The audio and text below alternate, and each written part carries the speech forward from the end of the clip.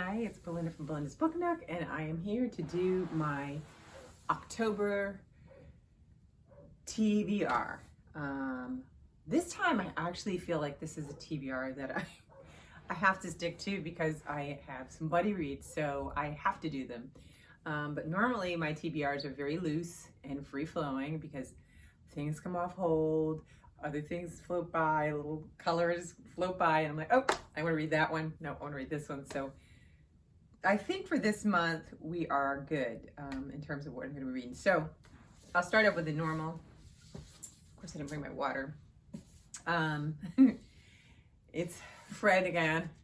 He and I are still going on a date. We are going to be finishing this book this month.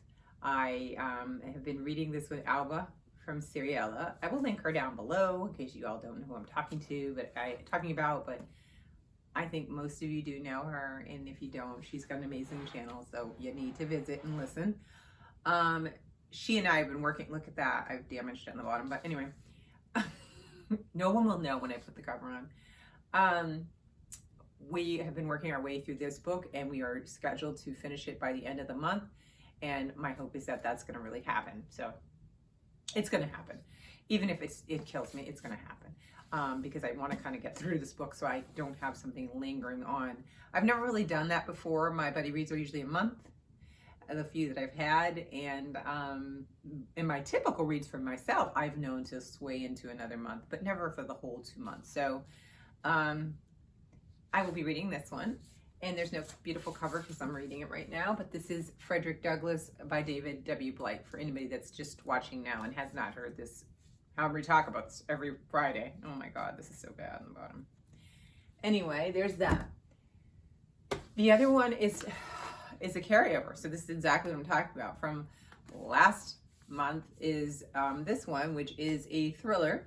And it's Alyssa Cole's book called When No One Is Watching. And it is her first dip into the thriller genre. So I want to finish it, so this will now dip into October. I'm not sure which month I'm going to credit it with. Probably October, because I think I've gotten less of it done last month, and this month I'm going to finish it. So there's that. Then I have a buddy read, which I have my little post-it in the cover that you don't need to see, because that has all of my little dates of when I need to, what I need to have read by when. And I break it down usually by week, so that whoever I'm reading the book with, I need water, I'm able to kind of have some structure to being able to converse about the book. So I'm doing this with Patrice, who is a viewer, and she and I had agreed to do a buddy read, and this is the one we both said we hadn't read and wanted to read. So this is the one that I'm reading this month.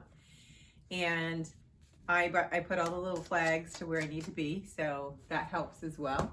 I showed you guys this one in my I think Friday reads.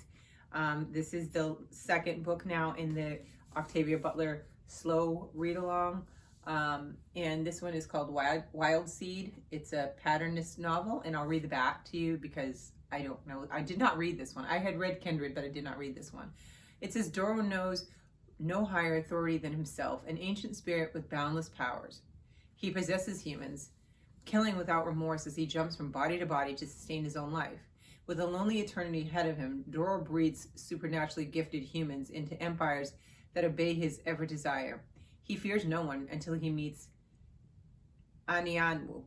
I don't know if I'm pronouncing it wrong. It could be Anyanwu, but I'm saying Anyanwu. Anyanwu is an entity like Doro and yet different. She can heal with a bite and transform her own body, mending injuries and reversing aging.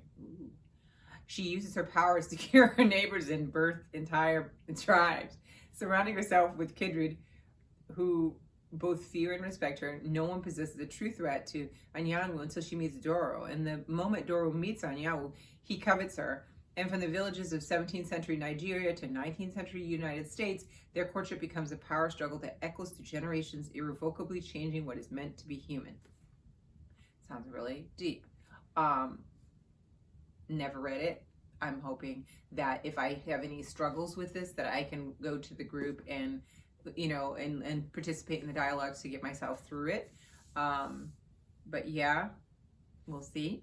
I'm hoping it's gonna be good. She's amazing, so I can't imagine it not being. It's just gonna be different than the other book. There was an audiobook that I think came in, and I can't remember right now. So I may do one more book, which is an audiobook that I'll listen to. But for now, those are the ones that I'm going to be reading for October, which is plenty, which is really plenty. Again, we get big chunkster Douglas. And Americana. Did I even say the name of this? By Chimamanda Ngozi Adichie? I didn't say the name of this when I said it. Show it to you. This one has been like on my TBR for so long. It's really sad.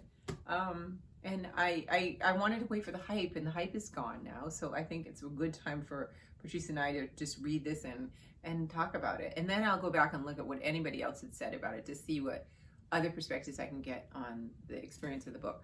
So I have read her before, but this one I have not read. So I'm excited.